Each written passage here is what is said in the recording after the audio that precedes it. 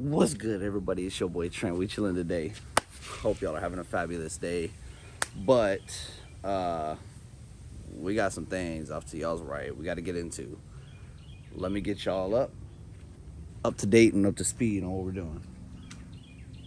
If we look at this thing, she is just sitting pretty. She's dirty. She's needing a wash. But we got to do some modifications to her today, which brings me to a couple of things of what I want to do. And one of the things is right over here on this table. Let me show y'all. So, as y'all see, we have a whole Mishimoto oil cooler setup. The radiator for the oil cooler is actually in here, or the oil cooler, as you could say, is in here. Let me get this out. All right, let's get this thing unboxed. I already opened it up a little bit. Here we have the big dog oil cooler, and we could actually go to a bigger one if we need. But this thing is huge compared to what I was working with. Look at this thing. She's huge and she's thick. We have everything that goes to assemble this kit. We have some banjo fittings for the sandwich plate. We have the top part that actually goes onto the sandwich plate. Yeah, the spacer. We have the adapter for the oil filter, because this is a oil filter adaptive kit, which goes on the bottom. So basically it goes, you screw in the port for this and this sandwich plate that is in here. It brings it down about this much, and you're gonna have two ports, and then you can screw your oil filter in at the bottom. This is sick. So double port, as I was saying, thermostatic, because if I'm running wide open, I really don't need to, and it won't help the motor get up to cooling, you know, the actual operation temps of the motor itself, because I'm not going to be daily racing this thing. If I was racing it every day, I would go for a non-thermostatic, wide open oil cooler that would flow full time. But since it's on a daily driver application, I'm not. But this thing is sick. This is a sandwich plate. This plate goes on top of it, like this, like so. Boom. Or like this. I have to figure, I think it goes like this. No, it's one of the ways. I'll figure it out and I'll show y'all. But so this is a sandwich plate, sick as hell. I love their packaging. First time ever doing anything from Mishimoto, which I really do want a radiator from them. But this thing, sick. The cooler lines, we have two cooler lines. One's a 45, I think. Yeah, 45, and one's a 90 to do the full install of what I actually need. And then in here we do have the brackets to do everything. I think this comes also with the sheathing to protect your hoses from getting chafed or anything on the actual radiator shroud. With these, you put them so it goes around, basically protects it, little rubber pieces. With our bumper off, yes, I am draining the oil on the car because we are doing a full oil change on it. But with the bumper off, we're going to locate these two right here. These are nuts that are inserted on the car that come factory. I'm going to come back over to our table here that we have everything set up. We're going to need this, and we're going to need the mounting brackets. Let's get y'all set up to see what we're going to do to assemble this. One on the top, one on the bottom, it looks like. Let me verify it's one on the top, one on the bottom real quick. No, it's not. Looks like it might just be the bottom. Yeah, it looks like it's just the bottoms that are going to be like the washers. Because if so, it would have had one, and one. No tops. Oh no, it is. It is. All right, cool. So we do have tops and bottoms. Okay. Get this on. Throw one on at the bottom. Get this set up. Locking nut. Lock washer. Adjust it. Alright, take this locking nut, throw it on.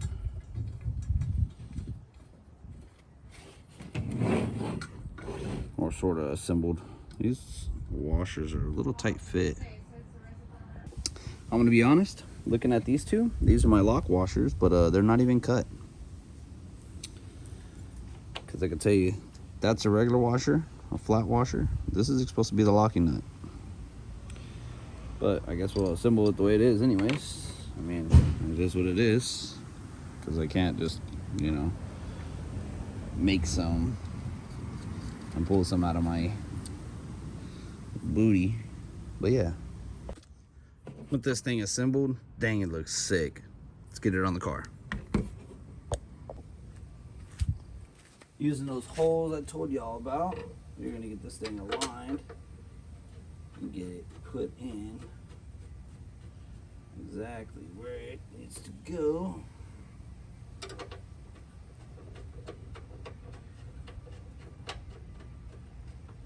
Let's get this thing set up and screwed in.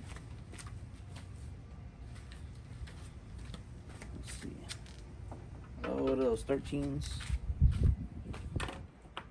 I'm gonna assume there are 13. That's what it looks like. It looks to be that way. These things are sick though.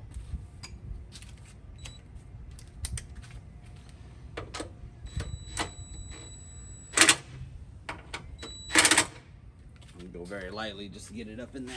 I mean, just take a look at that thing. Looks sick in there. All right, getting the line with the 290s. We're gonna go ahead and take it and we're gonna wrap it. It goes through here, right here. It goes through here, through the shroud. We're gonna wrap it. I can't see this in a second, y'all will. We're gonna pull it through and get it going through there. We're gonna pull it around the shroud, but before we do that, what I wanna do is I want to get these protectors put on. I don't know, I'm not sure if you need both of them or if you just need one, but we're going to go ahead and go down here and we're going to get these protectors pushed onto the actual radiator, and they just push into place like so. Move the wires. You don't have to worry about damaging anything. You really don't want to have these chafe on you, and you really don't want that. So what we're doing is we're pushing that all the way around. You do use both of them because it goes down pretty far. You want to get around your little AC lines, or is it brake? I don't know which one of the lines. And of course, leave it up to me to drop it and it not come down to the bottom.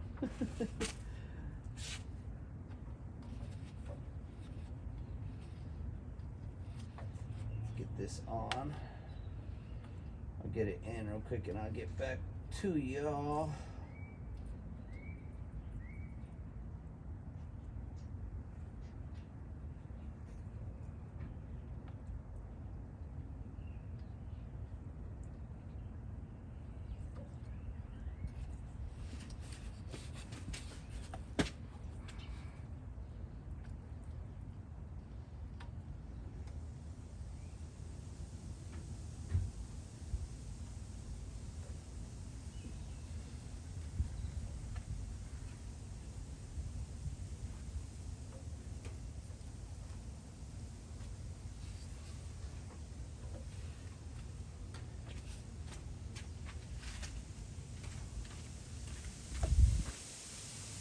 So yeah, I can see what I was talking about a little bit better. Right here is where that line goes in and comes down and around, but right here is where I'm pushing on the piece to protect the shroud. See if it gets a little better. Right there, I'm pushing these two pieces on. This one down here is a little bit stubborn. Push it in. To be honest, that one's not very fun, so let me get it pushed on real quick.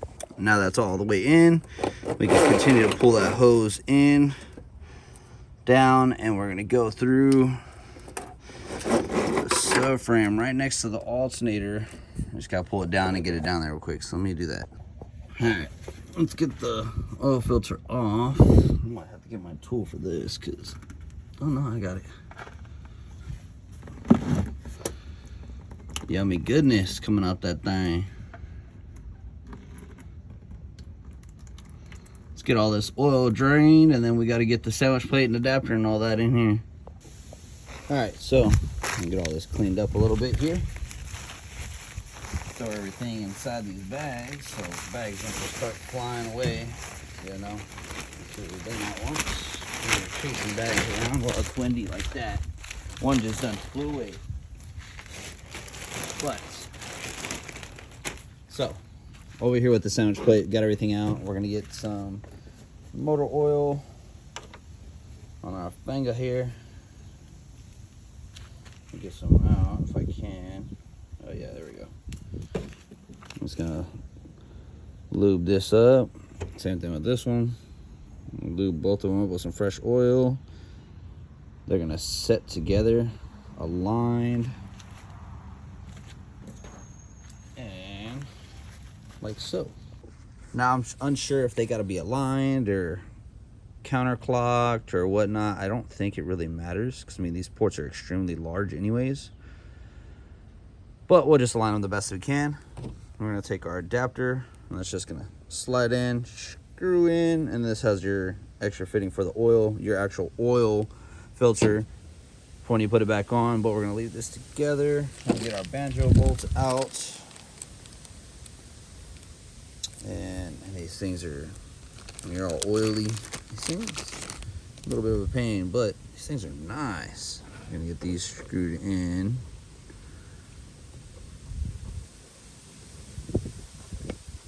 There we go. Underneath the car, let's get this cleaned up, the mating surface, just like you would for your oil filter normally. But instead of an oil filter, we're putting on an adapter plate and getting that put up on there.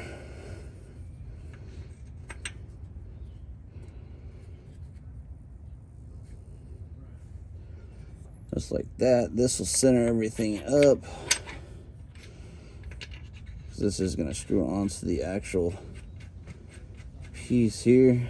And you want to leave this loose just a little bit, just to get it squared up the way you want when you get your lines over here. So now my lines, I've got both of them coming up and over the cross member now. All right, so I was correct. This one comes on here.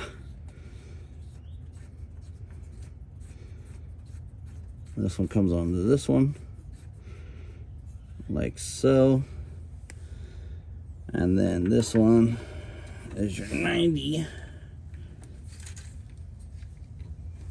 And this one comes on like so. I don't want to cross thread anything, so I gotta make sure it threads on correctly.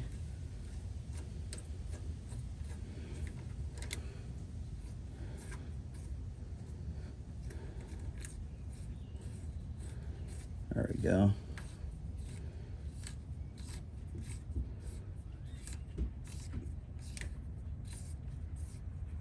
Put that one in there. I probably should have tightened that before I put the second one on. Let's do that. Let's be smart about this, because these are 1 16th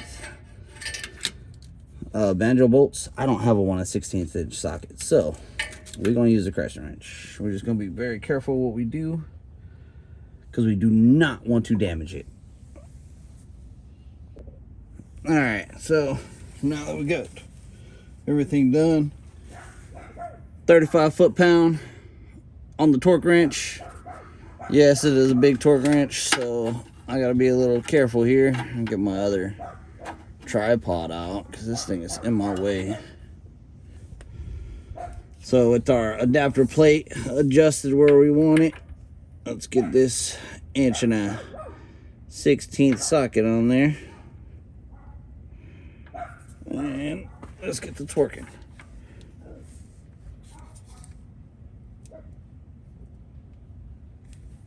Move this up out of the way so I can get down here a little bit better. Get a better leverage. Now this sandwich plate a little crooked. She's a little crooked. I don't know if I like that. Where's my wrench at? After a little bit of adjustment, we're back. Because this was riding on one of the existing bolts that are right here that you really can't see for the existing oil cooler that was here, but there's no oil cooler here now, which used to be a big block right here. But back to 35 foot-pounds. As you can see, foot-pounds. Let's get this thing torqued back down, or torqued down this time. Guys, we gotta get this done.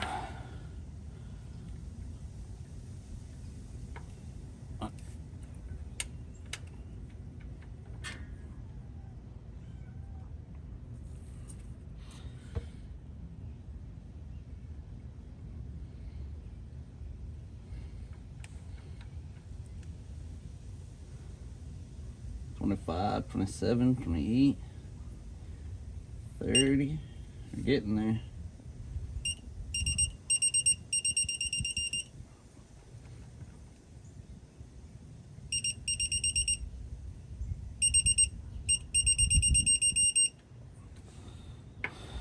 Come on.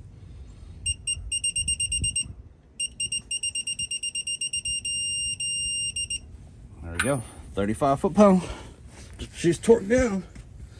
So now we're just gonna get a fresh oil filter. I gotta get my oil out of the truck and essentially reverse the process. All right, so we got our filter. We are running a Wix 57502. The reason being is this is a taller filter than what the stock application is for this Camaro. So with that being said, it's a direct fit. You could go to O'Reilly's or AutoZone, wherever you go to get your oil. And once we get this one on, because this is the first time I'm screwing onto this plate here. Come on. There we go. So once you get it screwed on, it just screws right up in there. And just like that, your oil filter's on. Now I might have to switch back to a shorter oil filter. Only reason being is because this one now sits a little bit below the subframe, so I might go back to a stock filter. I'm gonna be honest. I might just switch this thing out for a shorter filter because I'm sticking about a half an inch past it, and I don't really like to stick out more than what this car is because this car is already low as it is, and I think this thing actually sits lower than everything else in the car, and I do not like that. That'd be a bad ordeal to have this thing get caught up or hung up on something. But the new filter is on for now. I'm probably going to change that back to a shorter filter. But yeah, oil cooler is installed. Everything is ran, as you can see above the subframe here. Ran up underneath the alternator, dropped down past the fan shroud, and tied up into our block. We come out here. I can see me struggle to get out. Dude, this thing looks sick. She's in, she's on, she's ready to go. All right, well, now that everything is installed, tightened up, ran down there, we got to get our intake put back on in our box. I like the install. Everything is clean. It's nice, but I do not like the fact that that oil filter sits a little bit low. We'll get that squared away. I'll get a new oil filter later on today, throw it on, and then I'm gonna put everything back together. I just reversed the process. I mean, everything that y'all didn't really see. Y'all didn't see me take off the intake. But the bumper, I'm gonna throw the bumper back on, get that done, and yeah, so once y'all see me, I'll be starting the car, getting it ready, and we could do some oil temp checks and see what it looks like when it runs. Because again, I was seeing about 220-ish, 215-ish when it was just normal driving, or a little bit above 210 when it was just normal driving. And that being said, the stock one The stock oil cooler would be like 190-ish if I'm just normal driving, because the coolant's at 210, or 201 really is where it's sat, and on the car is where the coolant temp sits on this car. So it was like 190-ish on the oil temp. But when I start running it hard, you know, the coolant temp climbs extremely fast, and anything about 250, you start to boil oil, and you break down the viscosity and all that stuff, and I didn't want to do that. So yeah, let me get this put back together, and y'all see when I get the car started back up. This is a shorter filter. It's 3 3/4 of an inch. That's how you say it. But we are gonna get this thing squared away and taken off and changed out real quick. I'm gonna get under there. I'm gonna knock it out real quick. I'll show you all the steps on actually just tightening the banjo or loosening it and, you know, adjusting it real quick, but it's real simple. So I'll show you all that, but I am gonna get this oil filter changed real quick, and then we'll get to that. All right, with this oil filter out, I mean, it's filled to the brim because I didn't let it drain because it's fresh oil. But if we get up under the car, I made a little bit of a mess, but she is in. Everything looks good so far. It looks sick, dude. All the lines are clear. Oh, the subframe, this is way better, and it's actually meeting up with the subframe, so we'll reduce the risk of blowing it out when I go over a bump, you know. But let me get this thing back down. We'll get her fired up, check for oil leaks, and that will end it for this video. So let me get this thing put back down, and I will get with y'all. Ice cream, ice cream, ice cream. But yeah, this thing actually turned out good.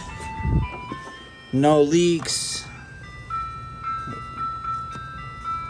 Next video, I'll take it out, do some driving with her, and get some stuff done.